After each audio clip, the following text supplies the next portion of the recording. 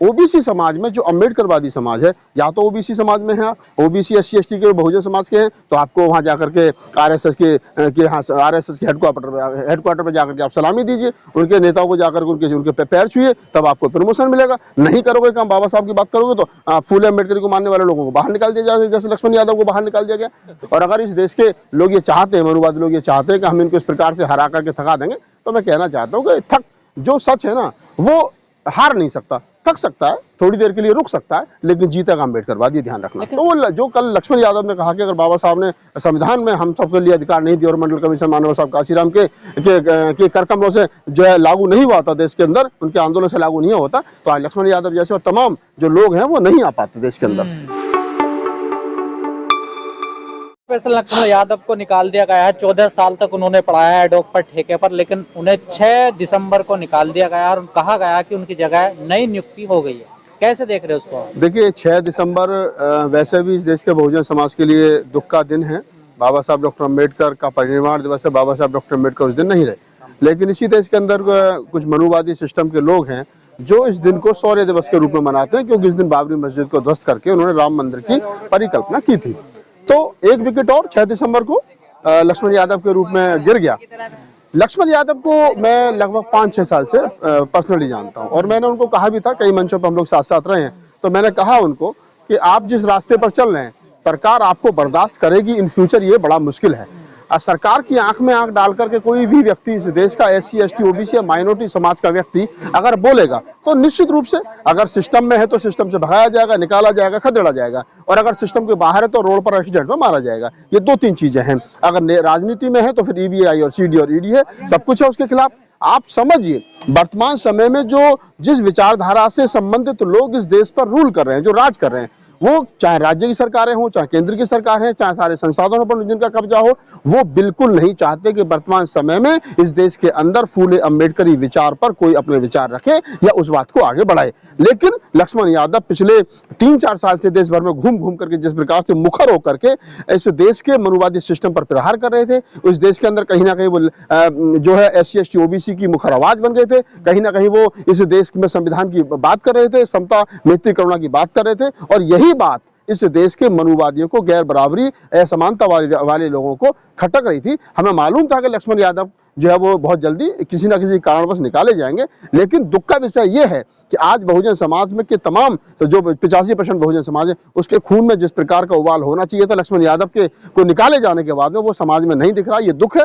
मैं तमाम बहुजन समाज के लोगों से यही अपील कर रहा हूँ कि आप आइए, आप लक्ष्मण यादव के कंधे से कंधा मिला करके चलिए। मैंने तो कल भी कहा उनको, कल हमारे साथ में थे, मैंने तो कल भी कहा आप निराश मत होइए, आप उदास मत होइए। उन्होंने कहा कि नहीं, मैं डिजर्व था, मुझसे जो जिसकी कम मेरिट है उसको रखा गया है और मुझे नहीं रखा गया, तो मुझे संविधान पर बोलने की, समता पर बोलने की सजा मिली है। तो हमने कहा कोई बात नहीं, आप ऑनलाइन पढ़ाइए, आप ऑफलाइन पढ़ाइए, किसी दूसरे कॉलेज में पढ़ाइए, लेकिन बोलिए, आप राजनीति में करिए। हम तो चाहता हूं, मेरी तो शुभकामना लक्ष्मण यादव के लिए कि लक्ष्मण यादव चुनाव लड़े, आजमगढ़ से लड़ना चाहते हैं आजमगढ़ से लड़े, जीत करके आए। और मैं तो सपना देख रहा हूं कि लक्ष्मण यादव जैसा व्यक्ति जिस दिन इस देश का इस देश का शिक्षा मंत्री बनेगा, और शिक्षा मंत्री बनने के बाद में फिर इन्हीं लोगों से हिसाब मांगेगा कि बताओ कैसे जो है प्रमोशन और कैसे डिमोशन और कैसे नए 14 साल पढ़ाने के बाद में लोगों को बाहर निकाला जाता है, और किस आधार पर लोगों को आप चयनित यहाँ पर करते हो। तो संविधान के लिए बोलने की सजा मिली है लक्ष्मण? बिल्कुल। मैं तो कल से परसों से जब से उनको निकाला गया तब से कह रहा हूँ कि लक्ष्मण यादव को कॉलेज से निकालना, और जब बताइए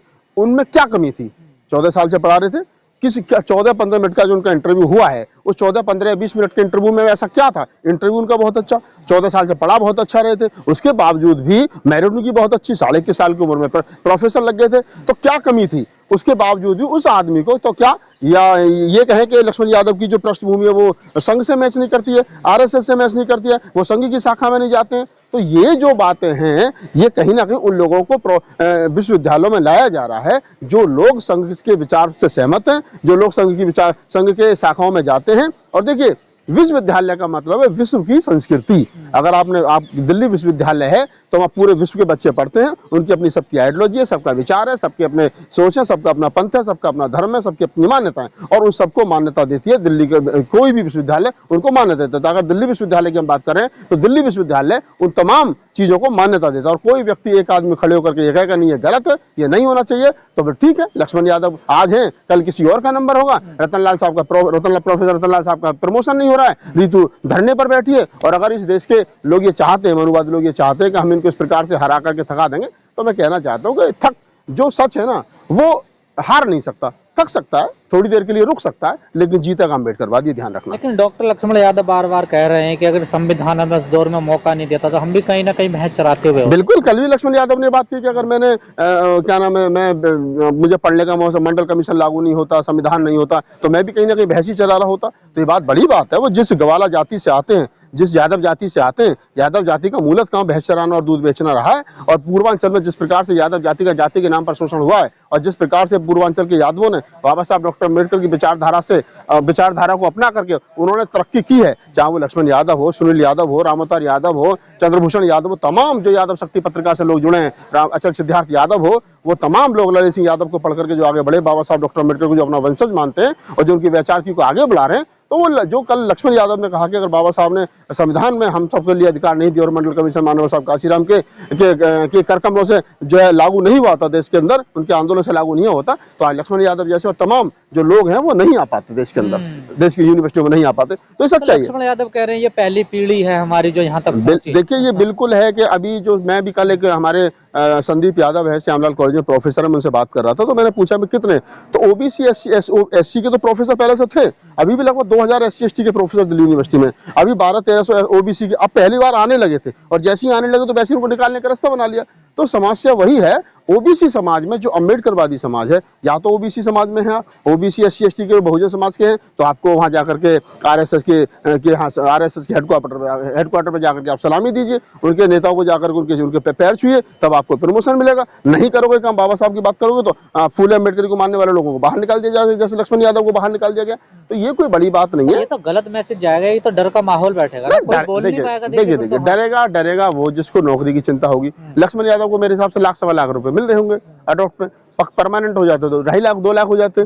सवाल 2 या 3 या लाख रुपए का नहीं है, सवाल यह है कि उनके साथ जो हुआ वो गलत हुआ, देश के अंदर जिस तरीके से चल रहा है। और चिंता का विषय है कि विश्वविद्यालयों को जिस प्रकार से एक रंग में रंगने की कोशिश की जा रही है, एक तरीके से एक मनुवादी सिस्टम में उसको ढालने की कोशिश की जा रही है। आरएसएस और के हाथ में पूरा का पूरा जो है अगर कॉलेज थमा दिए जाएंगे, तो ये जो विश्वविद्यालय है ये शिक्षा का केंद्र ना होकर के विचारधारा के केंद्र बन जाएंगे। जो हिंदू राष्ट्रीय कल्पना वो लोग कर रहे हैं। अगर आज आप देखिए कि दिल्ली विश्वविद्यालय में आरएसएस की शाखा लग रही है, वहाँ गौशालाएं खुल रही हैं, तो वहाँ पर ये विश्वविद्यालय इसलिए थोड़ी बना था 100 साल पहले कि यहाँ गौशालाएं बनाई जाएंगी, यहाँ आरएसएस की शाखा लगाई जाएंगी, यहाँ जय श्री राम के नारे लगेंगे। अरे ये इसलिए बनाया था कि अगर यहाँ अमेरिका, जापान, थाईलैंड के बच्चे भी पढ़ने के लिए आए, तो विदेश से यहाँ से पढ़ने के बाद में जब वो अपने देश में जाएं तो कहेंगे जो भारत की दिल्ली विश्वविद्यालय वो टॉप का विश्वविद्यालय, वहाँ पर शिक्षा संस्थान बहुत अच्छे हैं। पर आप गलत के खिलाफ बोलेगा कौन? अब तो कोई मुंह नहीं खोलेगा। देखें नहीं, ऐसा नहीं है।